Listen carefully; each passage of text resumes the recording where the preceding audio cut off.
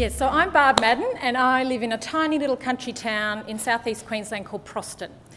Proston has a population of about 300 people and it is here that my family own and operate a 20,000 head beef cattle feedlot. Smithfield has been operating for about 25 years now, and over the quarter of a century we've seen a lot of changes within the feedlotting sector. A lot of it to do with climate variability and things along those lines. Working in a small community, we employ 35 full-time staff. We manufacture on-site roughly about 90,000 tonnes of feed every year. We have an annual turnover of in excess of $50 million. We have about 60,000 head go through the feedlot every year. And it was interesting, the other day we were driving around the feedlot and my 6-year-old said to me, "Mum, why have we got all these cattle here? What are they here for?" And I said, "Well, mate, we're in the business of making meat." He said, "Meat?" I said, "You know, like steak." He said to me, "Right, so how much steak?" And I thought, well, that's an interesting question. So I got my 10-year-old son and we sat down around the kitchen table and we crunched some numbers. And assuming you can get steaks out of all of the carcass of an animal, which we all know you can't, but work with me. We worked out that with 60,000 head of cattle going through the feedlot every year, it equates to 60,300,000 steaks every year that we produce in our feedlot. And my 6-year-old son just went, "Holy smokes, Mum, that's a lot of steak." And we thought, yeah, that is a lot of steak. So in order to work out, well, how do we actually produce those 60,300,000 steaks every year? It requires a lot of logistics, a lot of human resource management, and a lot of supply chain understanding. In Smithfield, we work on the philosophy of high volume, low margin. So even working sometimes with no margin. But if we have the high volume going through, guaranteeing supply every year, things work out at the end of the day. So I'm here today to talk about improving beef supply chain. And I thought, well, what are some key elements that we adopt in our business with regard to supply chain? And there are 3 points. One is we guarantee supply. So come rain, hail, drought, flood, we deliver product to processors. So over the last 10 years, on and off, we've been dealing with drought. We've adapted our business, we're fine with drought. Actually, secretly, feedlotters don't mind a good drought because it's actually quite good for business. But as you're aware, we've experienced at the beginning of this year flooding on an unprecedented level. And we actually hadn't had any systems in place to actually deal with the magnitude of the flooding that affected our property. But what we were able to actually achieve, which upon reflection, after we've gone through all the flurry of actually trying to still keep the business running, keeping staff coming to work, getting it all through, we were actually able to maintain our guaranteed supply. So even though the entire town had been cut off with flooded roads, bridges had collapsed, we have 35 staff, we could only get 10 or so to come to work for probably over a 2-week period. Times were tough. We couldn't get all the commodities to come into the feedlot in order to manufacture the rations, so we had to adopt emergency rations. But what we were able to actually achieve, give or take a couple of days, was we were able to guarantee our supply to processors. Once the product got to the processors, that was a different story. A lot of the abattoirs were in Brisbane, they had power outages, flooding.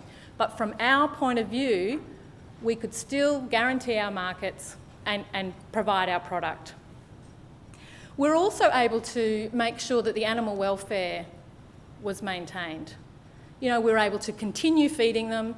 Even though they got a different ration, they were still fed, they were still performing, although not as well as we would have expected. And in the end, our mortality rate was actually very low with regard to the flooding incident. In total, we estimate the loss to production of about between 500 and 700,000. So quite a significant figure, but a figure that we feel we can work through and carry on for the 2011 year. So as we said, even though there may be no margin this year, times will be tough, we'll continue the throughput of the 60,000 head, high volume, low margin, no margin, in order to get through the tough times and ride it out. So for us, it was about guaranteeing our supply, no excuses. The second point we think is not only can you guarantee the supply of your product, but you need to supply it on a timely manner, and it needs to be within market specifications. So no surprises. They want to know when they're getting their product, and they want it within the constraints that they want it. So in order to do that, as a producer, you need to have a clear understanding of what it is the market wants. What market are you actually aiming at? What are the different market specifications? And then you channel your energies into producing a product that meets those guidelines. So in order to do that, it means you need to remain relevant within the marketplace. You need to have a clear understanding of the market drivers and the dynamics affecting all of those key issues affecting markets. So we are in constant communication with our processors, getting an understanding of what's happening, why, and how we can then adapt our processes in order to guarantee supply in a timely manner and within their market specifications. So the third area that we see, it's about building a reputation. So if you, as a producer, can guarantee supply on a timely manner within market specifications, you are building a reputation that processors will actually say, we'll use you as a preferred supplier. So therefore, that reputation, you build that rapport with your supply chain stakeholders through the communication and delivery of quality product, all works towards cementing that sound, solid reputation. Underpinning all of that, operating your business on a level of honesty and integrity. So the 2011 forecasts, I'm a bit like Bruce, Lee's basically given you the drum. Although, we have had a good start to the season, but as a feedlotter, that's not so great for us. Abundant pastures means a decline in the feedlot sector. It means increased grain prices. It means increased feeder steer prices. So times are looking tough for the feedlot sector for 2011. Coupled with the fact that the Australian dollar is where it is, demand from Japan for Australian beef is sluggish at best. We're looking at a tough year. But the way we look at things is it's not going to be easy, but it's going to be filled with opportunities. Just like the flood brought us to the table to say, well, how do we actually manage this better next time? We now have a flood management policy in place so that if anything like that ever happens again, we have a better system in order to be able to cope with it. So I see 2011 as a tough year, maybe in the feedlot sector, but full of great opportunities.